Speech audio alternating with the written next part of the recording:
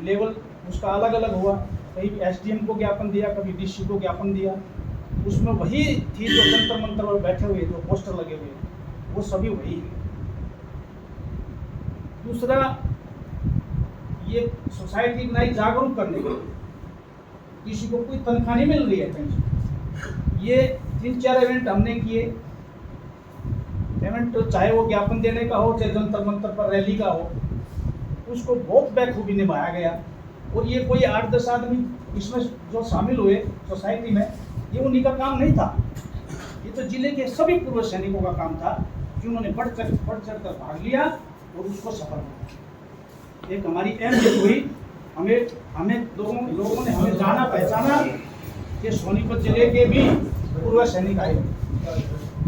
हमारा वर्चस्व खत्म हो गया था, हमारी कोई यहाँ शाखा नहीं थी, इसलिए हमने ये सोसाइटी खड़ी करी।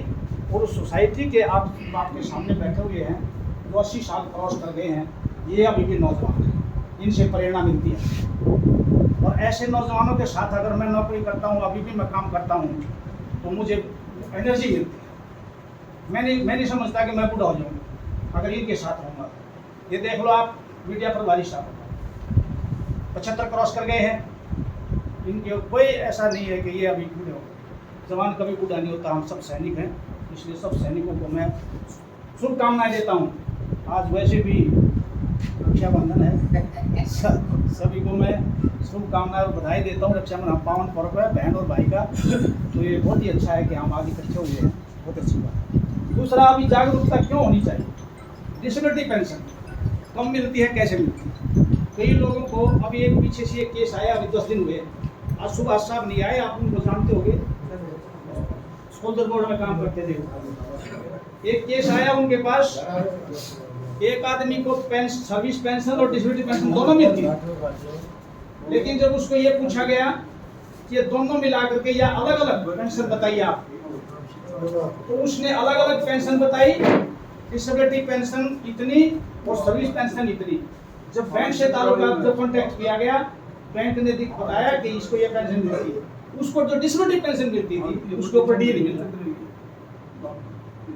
जबकि दोनों पर डीए मिलना चाहिए। उस बैंक को अभी मजबूर हो गया, बैंक को जवाब देना मुश्किल हो गया है, वो एरियर देगा उसको। हमें ऐसे केस चाहिए और इस तरह के केस चाहिए। अगर पता नहीं है तो हम पता करेंगे बैंक से, हम पता करेंगे रिकॉर्ड ऑफिस से, हम पता करेंगे सीडीए पेंशन इलाहाबाद से, कि हमारे जो पूरे सैनिकों को मालूम नहीं है पैसे आप खा रहे हो, एक पैसा गवर्नमेंट के अंदर नहीं रहने दिया जाएगा, उसका पैसा निकाल के ले आएंगे।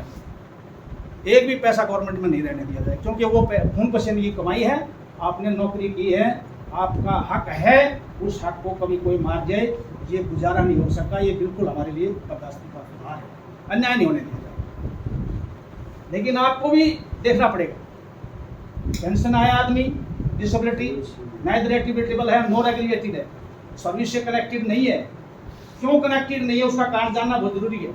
कई लोगों को डिसेबल होकर के आए होंगे, जैसे गाँव को हंडवा आपने देखा होगा, आज भी आते हैं लोग, उसको डिसेबिलिटी पेंशन नहीं मिलती, उसका कारण जानना बहुत जरूरी है। क्योंकि अफसर जो है अपनी डिसेबिलिटी पेंशन अफसर से अंग्रेजी में बात करके सलूट मार करके अपनी वो करवा लेता है, ठीक करवाता है। लेकिन हमारा जो देशीय सवार है वो अफसर के सामने नहीं जाता, ना कुछ बोलता है डॉक्टर साहब को, वो नाइदर एग्रीगेटेड नॉर एग्रीगेटेड कर देता है। नाना जिसका हो गया उसको डिसेबिलिटी पेंशन नहीं मिलेगी, लेकिन उसका कारण जानना बहुत जरूरी है। ऐसे केस मैंने 2-3 सेटल करवा चुका हूँ। वो AFT है, AFT के थ्रू कोर्ट केस करो और आपको उसका मुआवजा मिलेगा, उसका मुनाफा मिलेगा। 20% का 50% हो जाएगा, 50 का 75% हो जाएगा, 75 से ऊपर तो 100% हो जाएगा। तो इस तरह से जागरूक होना बहुत ही जरूरी है। दूसरा, अभी एक पॉलिसी है सेंट्रल गवर्नमेंट की कि जब आप 79 के पूरे हो जाते हैं, 80 क्रॉस हो गया तो आपको 20% एडिशनल पेंशन मिलेगी। अभी शायद होने वाला है, तो 80 जब आपकी क्रॉस हो जाएगी तो 20% ऐड हो जाएगा आपके पेंशन। लेकिन हमारे कुछ रहनुमाओं ने, जिनको मालूम था, उन्होंने कोर्ट केस किया, ये मेरे को 80 पूरी होने के बाद नहीं, जिस दिन मैं 80वां जन्मदिन मनाता हूँ उस दिन देना चाहिए। कोर्ट ने उसको माना और उसको वो 79 करोड़ होते ही उसको 20% दे दिया। इसकी कोई पॉलिसी नहीं है, लेकिन ये कोर्ट ऑर्डर ये मेरे पास है, अभी यहाँ ये रखा हुआ है मेरे पास, ये कोर्ट ऑर्डर। इस कोर्ट ने बोल दिया ये नई दिल्ली का है, आर्मड फोर्सेस ट्रिब्यूनल कोर्ट नई दिल्ली, आर्मड के लिए ये कोर्ट केस। जज ने ये कह दिया नीचे, मैं आपको 2 लाइन पढ़ के सुना देता हूँ। जज ने क्या बोला? जज ने बोला, we have heard learned counsel for the parties and have considered the revival submission of the fact and the matters identification in nature have already been decided by the tribunal in the case of Virendra Dutt Gyani and lieutenant general Gorakhnath. इन्होंने भी पहले court case किए होंगे, तो उन्होंने बोला हम पहले इस चीज़ का निर्णय दे चुके हैं। जो लेफ्टिनेंट जनरल गोरखनाथ थे, इन्होंने भी किया था, और एक वीरेंद्र दत्त हैं जिन्होंने कोर्ट केस किया था, बोला उसमें भी इस तरह का निर्णय दे चुके हैं। कोर्ट का कहना ये है, इसलिए क्या करेंगे, वी अलाउ दिस वे, हम इसको अलाउ करते हैं, and set aside the impugned order, the respondents are directed to pay the applicants additional enhanced pension with additional quantum at the rate of 20% with all consequent benefit from the first day, देखिए from the first day of 80 years of the applicant with arrears within a period of 3 months, कि 3 महीने के अंदर जिस दिन उसकी 79 खत्म हो गई है, 80वां साल शुरू हो गया है, उस दिन से इनको 3 महीने के अंदर आप इसको वो दे दीजिए, एरियर दे दीजिए और पेंशन बढ़ा दीजिए 20% बोल दिया उसने। Order failing which the applicant shall be entitled to interest at the rate of 6%। अगर 3 महीने के अंदर आपने नहीं दिया तो 6% का इसको इंटरेस्ट दे देना, जितना इसका एरियर मिलता है। ये कोर्ट ने ऑर्डर दे दिया। ये ऑर्डर कब का है?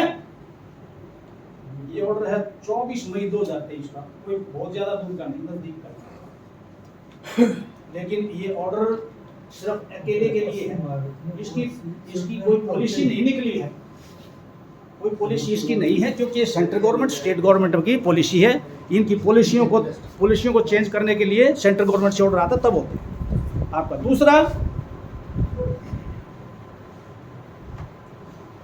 ऑनररी रैंक, हमारी जो डिमांड है, खास डिमांड थी ऑनररी रैंक। ऑनररी नायब सूबेदार आता है, उसको पेंशन में इजाफा होता है, ऑर्डर से ज़्यादा लेता है, चाहे नायब सूबेदार से ज़्यादा ना ले, लेकिन ऑनररी नायब सूबेदार को बेनिफिट मिलता है। ऐसे ही सूबेदार आता है, ऑनररी सूबेदार मिलता है, सूबेदार मिलता, ऑनररी सूबेदार में मिलता है, कई लोगों को मिला है, उसका बेनिफिट नहीं मिलता। सूबेदार में बेनिफिट नहीं मिलता, सूबेदार में, ऑनररी सूबेदार में बेनिफिट मिलता है। कोई पे स्केल नहीं है, कुछ नहीं। वो ऑनरेगन पेंशन की टेबल यहाँ मेरे पास आप देखोगे, इसमें कहीं ऑनररी नायब सूबेदार नहीं है, ऑनररी सूबेदार में नहीं है। ऐसे ही ऑनररी सूबेदार में इधर आता है, उसको ऑन रिटायरमेंट ऑनररी लेफ्टिनेंट दे देते हैं, उसको खुश करने के लिए, लेकिन उसका बेनिफिट नहीं मिलता उसको। ये गवर्नमेंट से हमारी डिमांड है कि ऑनररी लेफ्टिनेंट तो आपने दे दिया, जैसे ऑनररी नायब सूबेदार को आप पेंशन दे रहे हो, ऑनररी नायब सूबेदार को आप बिल्कुल सही है, इसलिए ऑनररी सूबेदार मेजर को भी, ऑनररी लेफ्टिनेंट को भी, और जो honorary lieutenant on active list में बना है, उसके बाद रिटायर हो गया, ऑनररी कैप्टन आपने ऑन रिटायरमेंट दे दिया, ऑनररी कैप्टन का बेनिफिट नहीं मिलता, उसको ऑनररी कैप्टन का भी कुछ ना कुछ देना चाहिए। ये गवर्नमेंट से हमारी डिमांड है।